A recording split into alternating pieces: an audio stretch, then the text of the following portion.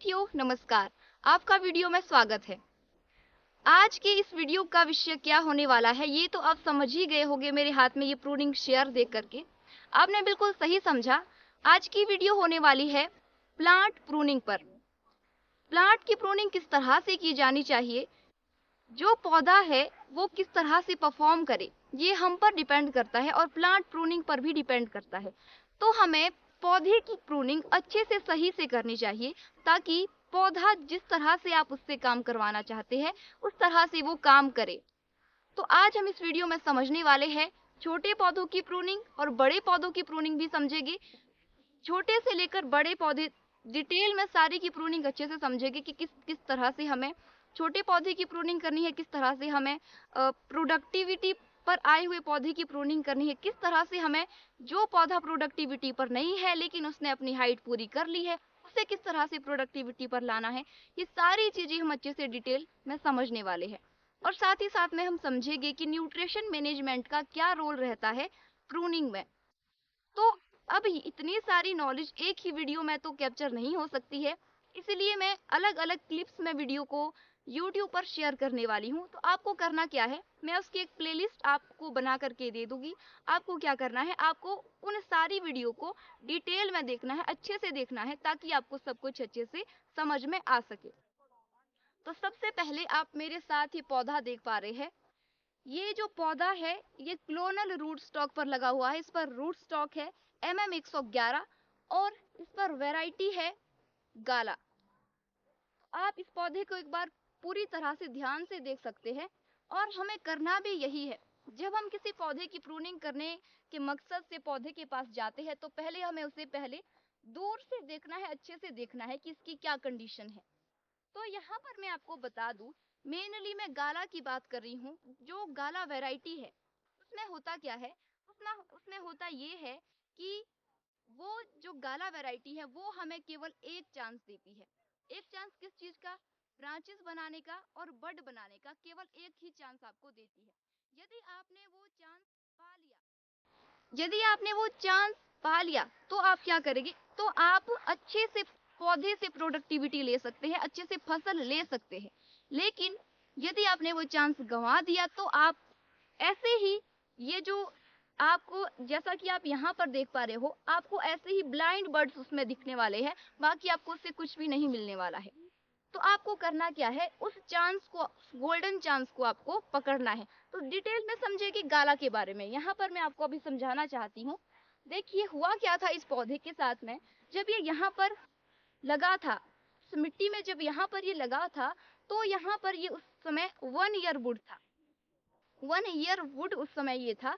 तो हमें उस ही समय क्या करना है, जैसे उस समय ये एक पौधा था, सेंट्रल लीडर था, इससे कोई भी ब्रांचेस नहीं आई हुई थी। तो आपको करना क्या है, उस वक्त यहाँ पर क्या होता है, इस पौधे के साथ में छोटे छोटे से बर्ड्स होते हैं, वो काफी उभरे हुए भी होते हैं। वो बर्ड उस वक्त हमें उससे ब्रांचेस लेनी है।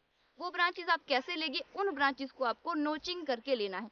यदि आप ऐसा नहीं कर पाते हैं, यदि आप अपने ऑर्चर्ड में प्रेजेंट नहीं रहते हैं, अपने ऑर्चर्ड में आपका आना जाना नहीं रहता है, तो उससे क्या होता है, उससे वो चांस आप गंवा देते हैं। और देखिए, जितने भी न्यूट्रिएंट्स है, जितने भी पोषक तत्व है, वो मिट्टी में है। मिट्टी से कहाँ आते हैं, मिट्टी से आते हैं यहाँ मेन लीडर में। और मेन लीडर से कहाँ जाएंगे, मेन लीडर से जाते हैं मेन ब्रांच में, जो यहाँ से सीधा यूं आ रही है। मान लीजिए यहाँ से आपने सेकेंडरी ब्रांच ले रखी है, सेकेंडरी पर से टर्शरी ब्रांच आपने ले रखी है, टर्शरी पर से आपने स्पर सिस्टम वहां पर आपका लगा हुआ है। तो जो वो न्यूट्रेंट है, इतनी लंबी श्रृंखला में वो बहुत कम मात्रा में वहां तक पहुंच पाते हैं। तो वहां पर यदि कोई फ्रूट गलती से लग भी जाता है तो उसकी क्वालिटी अच्छी नहीं बन पाती है, जिस वजह से आपको उसके दाम अच्छे नहीं मिलते हैं, वो आपका जो फ्रूट क्वालिटी है अच्छी नहीं बन पाती है।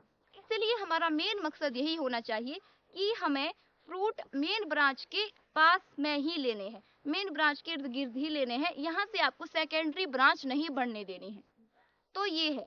अब यहाँ पर ये जो ब्रांच आप देख पा रहे हो, इसके पास भी ज्यादा स्पेस नहीं है, इधर से एक और ब्रांच आ रही है और आपस में ये लगभग क्रॉस ओवर कर ही चुकी है।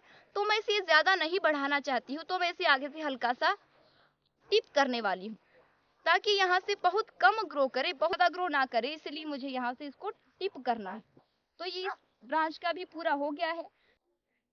अब बढ़ते हैं इस ब्रांच की ओर। आप यहाँ पर देख पा रहे हो, ये जो ब्रांच है यहाँ पर हुआ यही है कि यहाँ से सेकेंडरी ब्रांच इससे निकल रही है। ये रही मेन ब्रांच आपकी और ये सेकेंडरी ब्रांच इससे निकलने वाली है।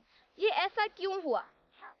ऐसा इसलिए हुआ क्योंकि यहाँ पर समर में कट किया गया था और जो बड रखा गया था यहाँ पर, ये इसका इस ओर वाला बड था। तो जैसे यहाँ से न्यूट्रिएंट्स की सप्लाई आ रही है, सेब ऊपर की ओर आ रहा है, तो वो सीधा इस बड को मिलना शुरू हो गया और ये सीधा अपराइट भी है।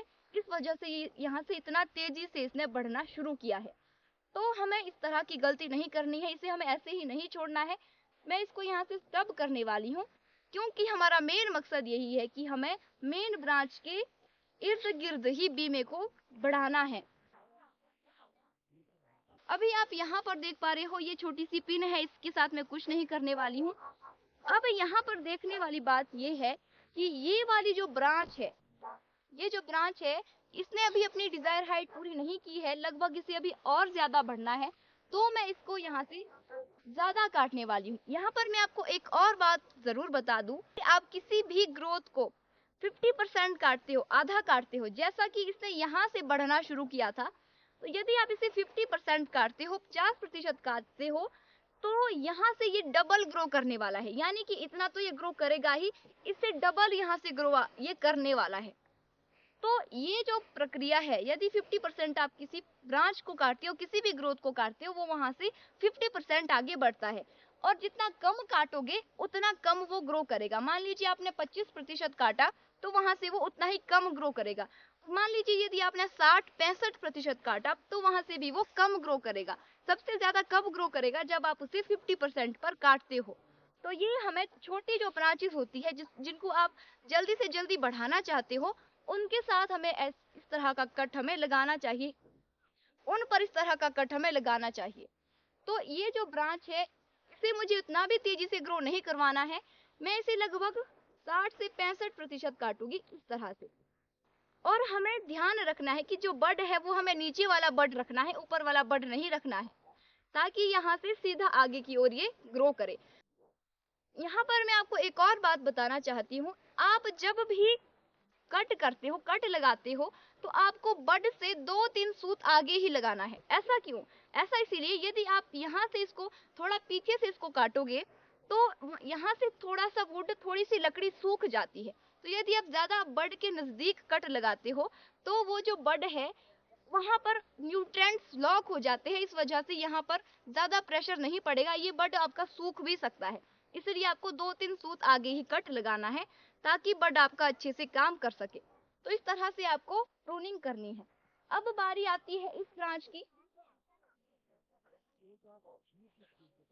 इस ब्रांच में लगभग कोई काम नहीं है। मैं इसको आगे से, क्योंकि यहाँ से भी ये ब्रांच आ रही है, तो मैं इसको आगे से हल्का सा काटने वाली हूँ, लगभग इतना। और इसको मैं इसी तरह से हॉरिजॉन्टल रहने दूंगी और इसका रिजल्ट आप देख भी सकते हो यहाँ पर। तो इसका रिजल्ट भी आप देख सकते हो, जैसे ही इन ब्रांचेस को हॉरिजॉन्टल किया गया। वैसे तो गाला में ये सारी प्रक्रियाएं करवाना बहुत ही ज्यादा मुश्किल काम है, लेकिन यदि आप प्रैक्टिस सही कर रहे हो और यदि आप सारी की सारी चीजें, ट्रेनिंग और प्रूनिंग सही कर रहे हो और साथ ही साथ में न्यूट्रिशन मैनेजमेंट का भी आपने मेन ध्यान रखा हुआ है, तो मुश्किल कुछ भी काम नहीं है। यहाँ पर आप देख सकते हो इन ब्रांचेस को हॉरिजॉन्टल किया गया है और इसके रिजल्ट भी आप देख पा रहे हो। ये जो बड है ये उभरने स्टार्ट हो गए हैं और ये बड भी कुछ ही समय के बाद स्ट्रॉन्ग, खुद को स्ट्रॉन्ग कर लेंगे और यहाँ से अच्छे से चमचमाते हुए दाने हमको मिलने वाले हैं सेब के। तो हमें इस तरह से इसको हॉरिजॉन्टल रखना है, इसे अपराइट नहीं उगने देना है। अब बात करते हैं सेंट्रल लीडर की। तो लीडर की यहाँ पर मैं बात करूं, आप इसकी हाइट देख पा रहे हो, लगभग ये 7 फीट तो होगा ही। तो हमें इसकी जो डिजायर हाइट है वो लगभग 11 फीट है। 11 फीट तक हम इसको ले जाना चाहते हैं। तो इसमें अब केवल 4 फीट ही बढ़ रहा है, इसलिए मुझे इसे ज्यादा कट नहीं करना है तेजी, क्योंकि जो गाला है उसका करेक्टर ऐसा है कि ये वेजिटेटिव ग्रोथ ज्यादा करता है। रिप्रोडक्टिविटी पर इसे लाना बहुत ही ज्यादा मुश्किल काम है। तो यदि मैं इसको यहाँ से 50% काटूंगी तो ये बहुत ज्यादा तेजी से भागेगा, मेरी पहुंच से आगे हो जाएगा। इसलिए मैं क्या करूंगी, लीडर के साथ इसको लगभग मैं 70% काटूंगी इस तरह से। ये हो गई इस पौधे की प्रूनिंग पूरी। आप देख पा रहे हो, आपको ठीक इसी तरह से पौधे की प्रूनिंग करनी है। मेनली गाला की आपको इसी तरह से प्रूनिंग करनी है। गाला में चाहे कोई भी स्ट्रेन है, रेडरम गाला है, शनिको गाला है, कोई भी गाला आप ले लीजिए, वो उसका करैक्टर ऐसा ही होता है। उसमें जो बड है वो ब्लाइंड होने शुरू हो जाते हैं। आपको केवल वो एक ही चांस देगा। आपको उस चांस को पकड़ना है, गोल्डन चांस को पकड़ना है, और आप उससे पूरे साल भर, फिर आप उससे हर वर्ष अच्छे से फ्रूट ले सकते हो और अच्छे चमचमाते हुए दाने आप उससे ले सकते हो। तो ये हुई प्रूनिंग। लगभग ये 2 वर्ष का पौधा है इसकी, और ये गाला वैरायटी थी। तो मैं उम्मीद करती हूँ कि आपको इस वीडियो से समझ आ ही गया होगा कि आपको किस तरह से प्रूनिंग करनी है। अब आपसे मुलाकात होगी अगली वीडियो में, तब तक के लिए नमस्कार, धन्यवाद।